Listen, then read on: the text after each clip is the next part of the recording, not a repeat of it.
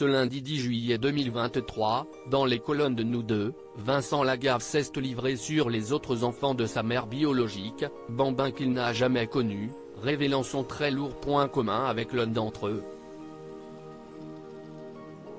CIST dans une autobiographie qu'il a racontée, il y a quelques mois, l'histoire de son enfance, Je m'appelais Franck, parue aux éditions EXO.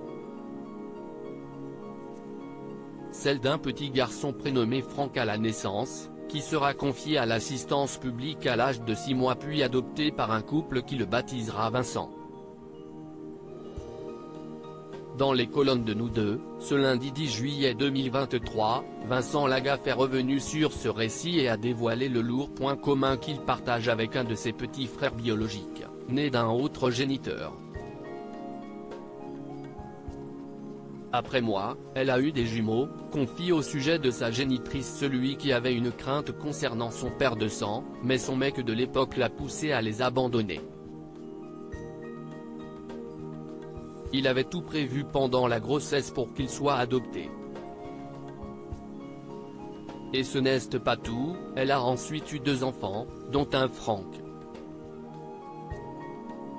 Mais le miracle qu'il espérait ces derniers mois n'a malheureusement pas opéré, malgré la sortie du livre, aucun de mes demi-frères ou sœurs ne s'est manifesté auprès de moi.